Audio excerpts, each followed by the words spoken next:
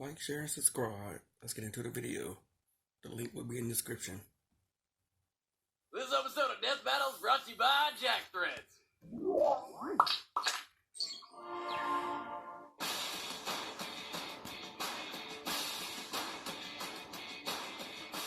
Of all the warriors who have entered this arena, none can compete with these two titans of death. Kratos, the ghost of Sparta who single-handedly annihilated Olympus. And Spawn, who managed to dethrone both Satan and God. I'm Wizard and he's Boomstick, and it's our job to analyze their weapons, armor, and skills to find out who would win a death battle. Kratos is a demigod, raised among the Spartans as their greatest warrior, until one day his people were threatened to be overrun. It was then he struck a deal with Ares, the god of war. Ares would give him the strength to protect his people. In return, Kratos would serve as Ares' champion warrior.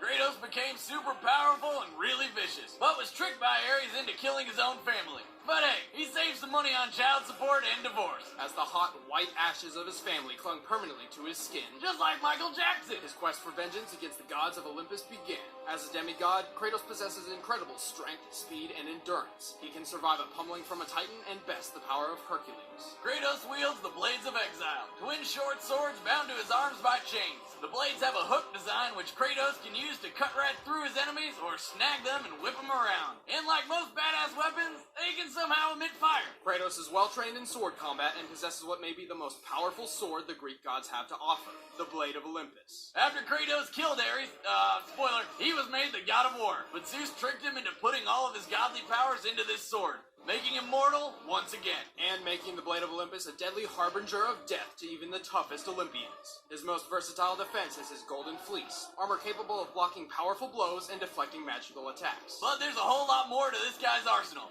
Like the bow of Apollo, which can shoot a rapid stream of arrows or charge up deadly fire arrows. Then there's the claws of Hades, which mercilessly rip the souls out of their victims, though tough opponents like Kratos can resist them. The Nemean Cestus are giant, ultra-strong gauntlets which can stun foes with brutal shockwaves. The boots of Hermes give him superhuman speed, and when battling the infamous Icarus, he ripped those huge wings off the old fool's back and took them for his own, giving him powers of flight. Holy crap, that's a lot of weapons. I like this guy. Kratos is not invincible, but he is very difficult to kill. Hell, he can't even kill himself. In his rage, he tore apart the ranks of Mount Olympus and slaughtered every god upon and below it, except for Aphrodite.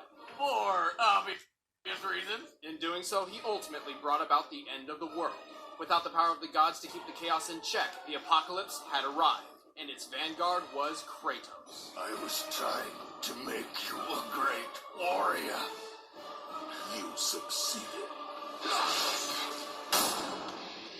Al Simmons was trained to be a deadly, stealthy soldier and assassin, and proved numerous times he was the best of the best. But when his morality got the better of him, his boss terminated his contract permanently. That's when Simmons met Malbogia, one of the demon lords of hell, who struck a deal with him. He'd get to see his wife again if he became captain of Hell's armies. He agreed and was reborn as a Hellspawn. But as with most demons, it tricked him, leaving Spawn with a fate worse than death. And of course, Spawn swore revenge. Being a Hellspawn, he has superhuman strength and speed. He is nearly invulnerable and can use his own powers to heal and regenerate. In addition, Spawn can feed or draw from the evil ores of others for the same effect. It really saves him on band-aids. He wears a living, parasitic, symbiotic suit, named Letha of the 7th House of K. Letha has ridiculous powers. Basically, anything she or Spawn wants to happen can happen. The suit can create and control change, claws, spikes, and morph itself into pretty much anything Spawn wants. Like a badass cape that can trap enemies and protect Spawn from all sorts of danger. The suit has a mind of its own, and can operate while Spawn focuses on other parts of the battle. It's strong enough to easily smash through brick, and fast enough to block bullets. However, Letha feeds off necroplasm energy when using the suit's powers, a hellish matter which Spawn is entirely composed of. If Letha uses too much, Spawn will be sent back to hell. However, like Spawn, Letha can also feed off the evil and sin of others. Spawn's also got tons of magic powers. He can teleport, transform, blow things up, turn invisible, alter matter, talk to animals, fly with his cape, read minds, and open portals to heaven and hell. Holy crap! And he can control the elements, often using fire and water to defeat swarms of enemies. However, even with all these godlike abilities, Spawn usually resorts to his most primitive weapon. As he was trained in special forces for so long, Spawn is most comfortable using a gun. He's an expert in the use of nearly any firearm imaginable. Only two things can break through Spawn's defenses and hurt him. Necro magic and holy weapons forged in heaven. In addition, he can only die if he's beheaded. Spawn's fought and killed all sorts of powerful enemies. Assassins, cyborgs, vampires, ghosts, angels, demons, other hellspawn, rampaging deities, even Satan and God. Yes, that old lady is the God. Really? God looks like my Nana. My demigod? And after being granted unlimited power from the mother of all things, Spawn banished God and Satan from the earth, which he wiped clean and rebuilt in his own image. He then willingly sacrificed his own god powers and eventually returned to his hellspawn form. Oh, why the hell would he do that? He must have been really bored. Knock, knock. Alright, the combatants are set. Let's end this debate once and for all. But first, let's take a commercial break from Jack Threads. Over to you, Boomstick. Ah, thanks, you handsome devil. Hey, Wiz, do you like going out to shop for clothes? Of course not, Boomstick. That's why I use Jack Threads. Jack Threads is a members-only online shopping club that does the dirty work for you, saving you tons of cash. Each day, Jack Threads serves up the hottest brands at up to 80% off what you pay in a store. Brands like Kid Robot, The Hundreds, and American Apparel for way less than you'd find anywhere else. Now, Jack Threads is a private club, but Death Battle's got you a way in. Go to jackthreads.com/battle and you can become a member right away. And yes, it's free to join. Go to jackthreads.com/battle and you'll instantly start saving without having to leave the house. Right now, it's time for a death battle!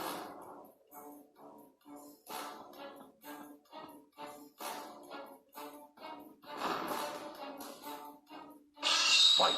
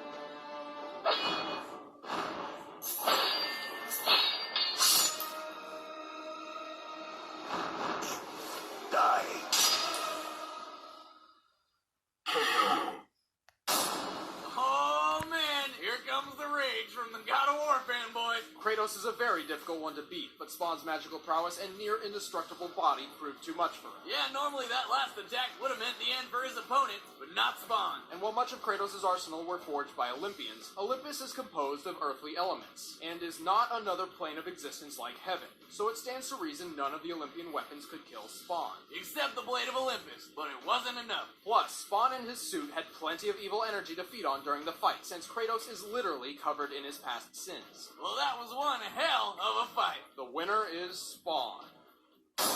Next. Please like, share, and subscribe.